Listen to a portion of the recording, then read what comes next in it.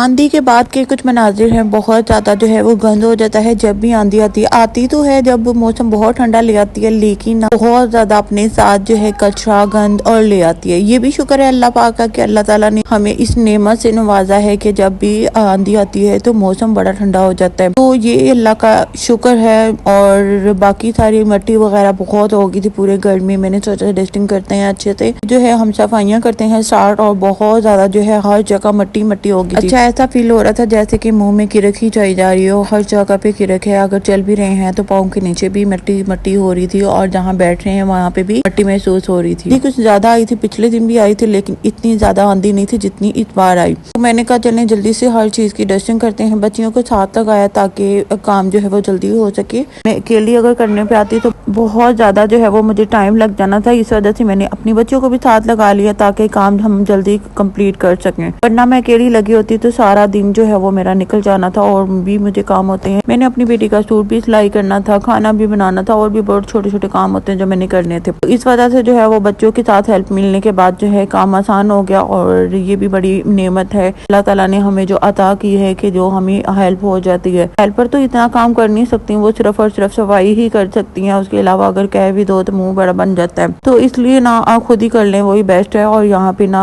Cabinet साफ होने लगे थे किचन के, गीला कपड़ा कर लिया, इसके ऊपर 2-3 ऑयल के, कोई भी ऑयल जो आपको हेयर पे यूज करते हैं वो डालना है, और उसके बाद डस्टिंग करना स्टार्ट कर देना। अगर आपका फर्नीचर है इस तरह का या कोई कैबिनेट है इस तरह के, उसको आप इसी तरह जो है वो साफ करिएगा। बड़ी शाइन से आ जाती है और एकदम हर चीज के निशान जो है वो गायब हो जाते हैं। और बहुत अच्छा जो है ना मेरा एक्सपीरियंस है इस चीज के साथ, और जब भी मैं सफाई करवाती हूँ तो इसी तरह ही करती हूँ। तो आप लोग भी ये तरीका जरूर आजमा के देखिएगा, बड़ा ही फायदा मिलेगा आप लोगों को भी। तो आपने क्या करना है, एक बाउल में पानी लेना है, उसमें आपने ऑयल का 1 चम्मच डाल देना है, जो भी हेयर ऑयल होता है।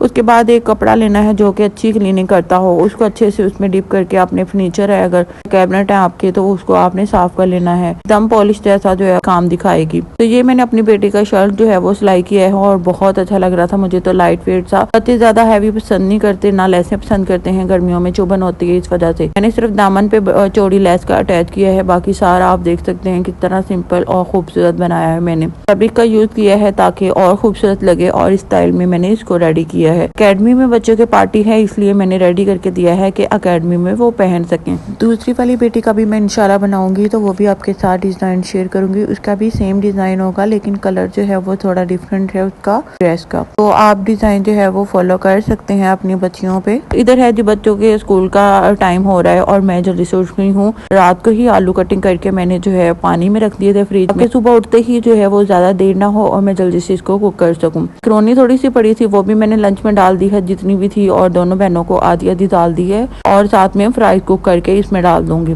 बच्चों को डिफरेंट डिफरेंट लंच देना तो बच्चे बहुत शौक से खा के आते हैं। अगर आप डिफरेंट लंच नहीं देते तो बच्चे बिल्कुल भी शौक से खाते नहीं है। दूसरे बच्चे मजाक भी बहुत बनाते हैं कि आप ये क्या रोटी ले आएंगे, ये हो गया वो हो गया। इस वजह से मैं लाजिम इनको जो है वो डिफरेंट डिफरेंट चीजें बना के देती रहती हूँ ताकि खुश होके खा के आए। तो फ्राइज यहाँ पे रेडी हो चुके हैं, ये ऑयल बाकी का ढक के रख दिया है। अभी इसके ऊपर मैं डालूंगी ढेर सारा चाट मसाला, और मैंने इस ना बोतल में डाल के रखा हुआ है चाट मसाला, ताकि जब भी मुझे जरूरत हो तो मैं इसी तरह इसका यूज कर सकूं, आसानी रहती है। तो ये चाट मसाला मैं ढेर सारा डाला, ऊपर मैं डालूंगी केचप थोड़ी सी, और इसके अच्छे से मैं मिक्स करूंगी फ्राइज को, और लंच में पैक कर दूंगी। बच्चे जो है जब लंच करेंगे तो पैक हल्का हल्का गर्म ही रहता है, आजकल वैसे ही बहुत गर्मी है, इस वजह से बच्चों का ठंडा होता ही नहीं है लंच। बटर पेपर लाजम बिछाया करें, मैं बिछाती हूँ, लेकिन आज मैकरोनी थी इस वजह से मैंने नहीं बिछाया, वरना अकेली फ्राइज होती तो मैं लाजिम बिछा के देती। सुबह का नाश्ता बच्चे स्किप कर देते हैं, बच्चों का दिल खराब हो रहा है, बच्चे बिल्कुल मुझे मना कर देते हैं मम्मा हमने कुछ भी नहीं खा के जाना। तो इसी तरह बच्चियां चली जाती हैं माशाल्लाह से, और स्कूल में ही जो है वो अपना लंच करती हैं। और ये लंच ना 2 बॉक्स हैं, और लेकिन ये एक ही लेके जाती हैं, कहती मम्मा हमें बड़ा वाला ना दिया कर। अभी जो है वो जा रही हैं, और अल्लाह हाफिज करके। तो मौसम जो है वो आप देख सकते हैं, हल्की हल्की हवा चल रही थी, इस टाइम बहुत अच्छा मौसम हो रहा था। मैंने कहा चले मैं बाहर तक इनको छोड़ के आऊँ,